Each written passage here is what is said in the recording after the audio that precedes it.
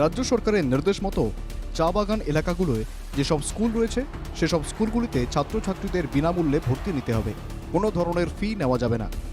অথচ রামকৃষ্ণনগর শিক্ষাখণ্ডের অন্তর্গত দামছড়া চা বাগানের মুক্তিযোদ্ধা শিবপ্রসাদ রায় আদর্শ বিদ্যালয়ে উঠছে দুর্নীতির অভিযোগ স্কুলে ভর্তি বাবদ ষষ্ঠ থেকে দশম শ্রেণীর ছাত্রছাত্রীদের কাছ থেকে নেওয়া হচ্ছে 500 থেকে 600 টাকা। অভিযোগের তীর স্কুলের ভারপ্রাপ্ত প্রধান শিক্ষকের দিকে। সরকারি নির্দেশ অমান্য করে কিভাবে এই টাকা নেওয়া হচ্ছে প্রশ্ন অভিভাবকদের। স্কুলে আমরা তো স্কুল যে সময় ছাত্র তারা ভর্তি করি এই সময় 500 টাকা লাগে, আবার যে সময় পরীক্ষা থেকে বাইরে দিব আবার স্কুলে যাইব আবার 500 টাকা লাগে। আর তো টাই কিতাব আই কার্ড এগুলো 100 টাকা, আর ও বেল্টের 100 টাকা লাগে। তারা আমার ছেলে মুক্তিযোদ্ধা মডেল স্কুল ক্লাস 10-এ পড়ে। আমার ছেলের নাম ভানুপ্রসাদ গলা। এইবার আমি রেজিস্ট্রেশন লইয়া আর অ্যাডমিশন ফিস লইয়া আমি 800 টাকা জমা দিছি। শুধু ভর্তির ফি নয়, ইউনিফর্মের বেল্ট থেকে আই কার্ড সবেতেই লাগে টাকা, বলছে পড়ুয়ারা। কোন ক্লাসে পড়ো? 6-এ। আচ্ছা আচ্ছা।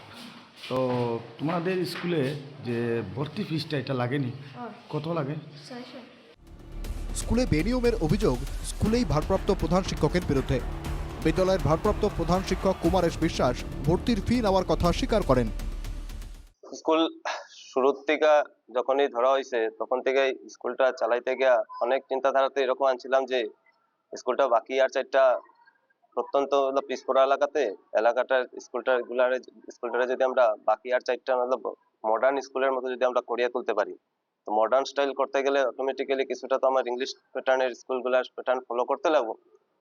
তো সেটা করতে গিয়ে আমার টাই দরকার আছে, টাই যদিও আমি এলাও করছি না, বেল্টের দরকার আছে বা আই কার্ডের দরকার আছে। বিদ্যালয়ের শৌচালয়ের সামনে শ্রী শ্রী অলুকন চন্দ্রের বাণী লেখা নিয়েও আপত্তি ওঠে, জানিয়ে বিতর্ক তৈরি হয়েছে। বর্তমানে এই বিদ্যালয়ে 500-রও বেশি ছাত্রছাত্রী পড়াশোনা করছে এবং প্রধান শিক্ষক সহ মোট 8 জন শিক্ষক শিক্ষিকা রয়েছেন স্কুলে দুর্নীতির বিরুদ্ধে কড়া পদক্ষেপের আর্জি অভিভাবকদের। রামকৃষ্ণনগর থেকে শ্যামল আচার্যর রিপোর্ট, NK TV বাংলা।